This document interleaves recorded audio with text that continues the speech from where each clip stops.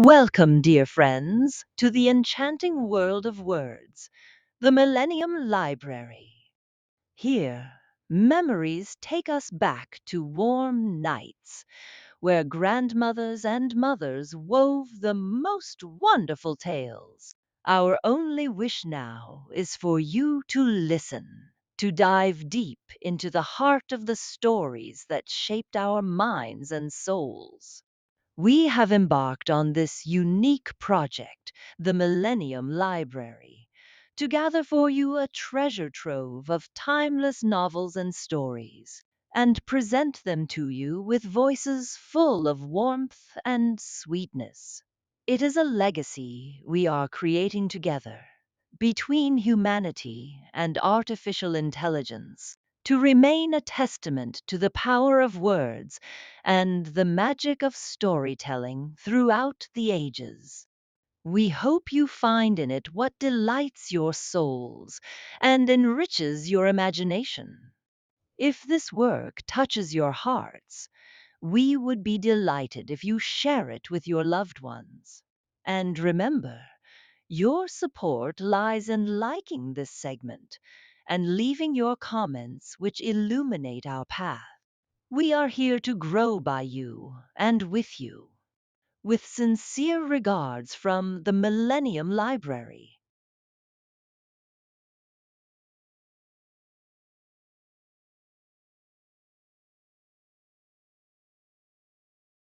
The Wonderful Wizard of Oz. Dorothy lived in the midst of the great Kansas prairies with Uncle Henry, who was a farmer, and Aunt Em, who was the farmer's wife. Their house was small, for the lumber to build it had to be carried by wagon many miles. There were four walls, a floor, and a roof, which made one room, and this room contained a rusty looking cooking stove, a cupboard for the dishes, a table, three or four chairs, and the beds.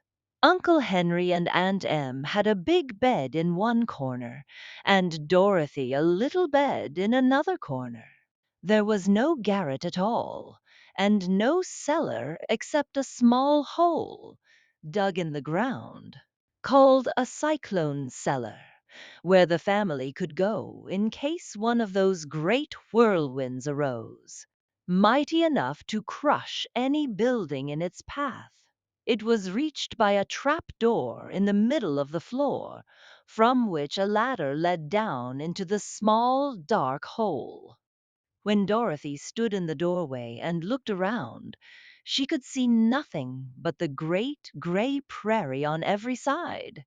Not a tree nor a house broke the broad sweep of flat country that reached the edge of the sky in all directions. The sun had baked the plowed land into a gray mass with little cracks running through it. Even the grass was not green, for the sun had burned the tops of the long blades until they were the same gray color to be seen everywhere. Once the house had been painted, but the sun blistered the paint and the rains washed it away. And now the house was as dull and gray as everything else. When Aunt Em came there to live, she was a young, pretty wife. The sun and wind had changed her, too. They had taken the sparkle from her eyes and left them a sober gray. They had taken the red from her cheeks and lips, and they were gray also. She was thin and gaunt and never smiled now.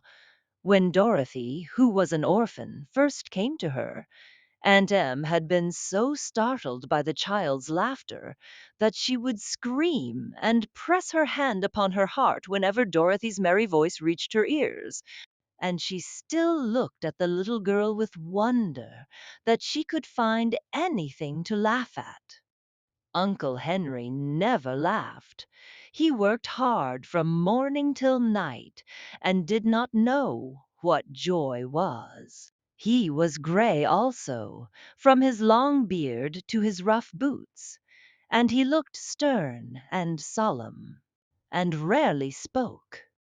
It was Toto that made Dorothy laugh and saved her from growing as gray as her other surroundings. Toto was not gray.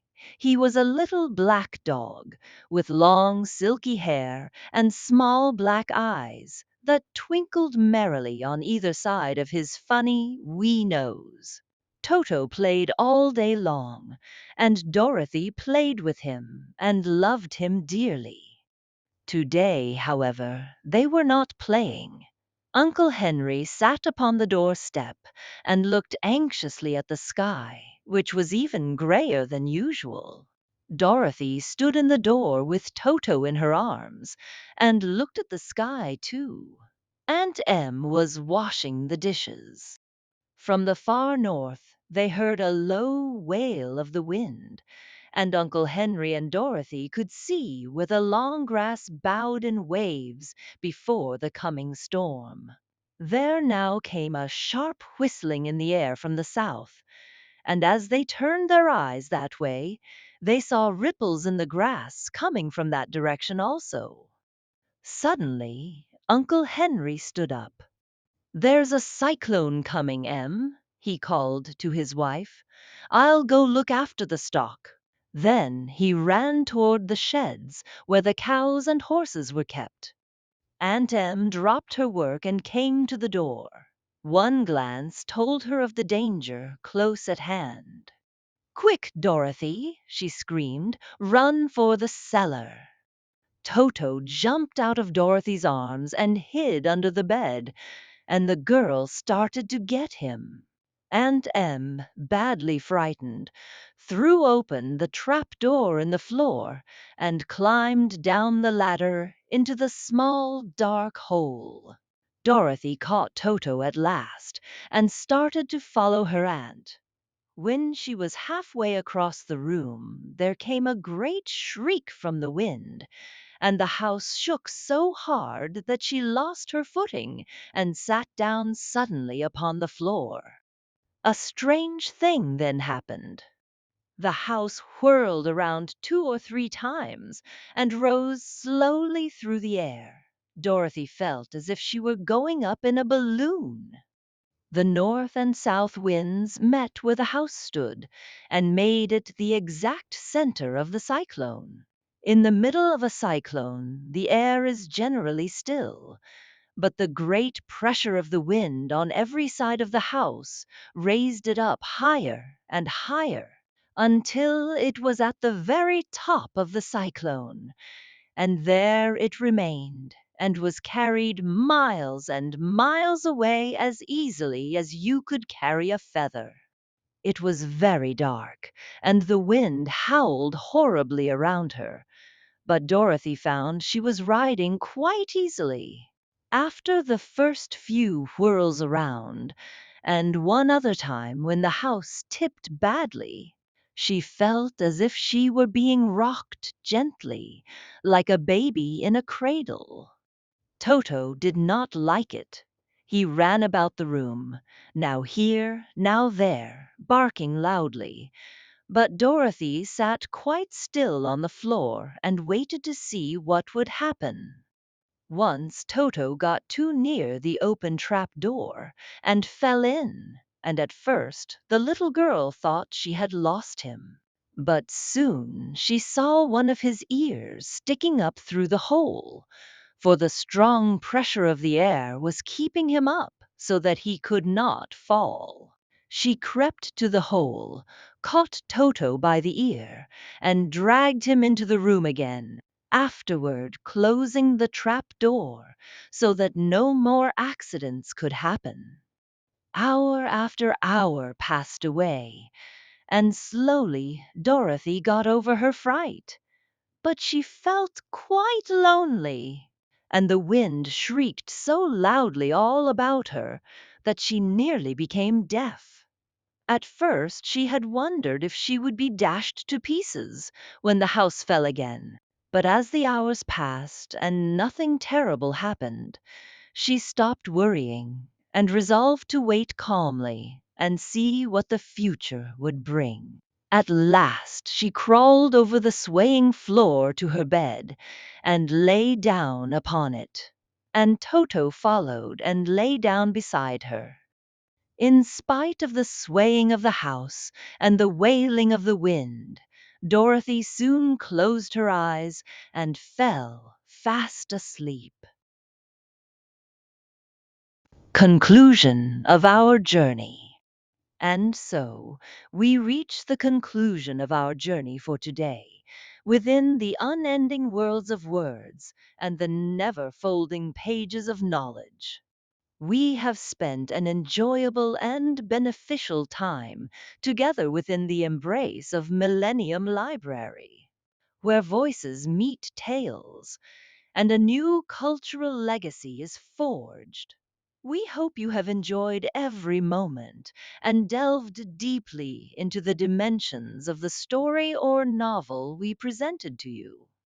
Always remember that this grand edifice, Millennium Library, is the result of a unique collaboration between human creativity and the profound depth of artificial intelligence. Our goal is to enrich your ears and minds with the treasures of world literature and to make knowledge accessible to everyone, while preserving the ownership rights of Millennium Library for this distinctive production. Don't forget to follow us and activate the notification bell to receive all new content. And share this podcast with everyone around you, for knowledge is light, and together we illuminate the paths. Until we meet again in a future episode and a new literary adventure, may you be in the care and keeping of Allah, and within the realm of immortal words. Millennium Library, where tales are embodied, knowledge is narrated, and creativity is immortalized.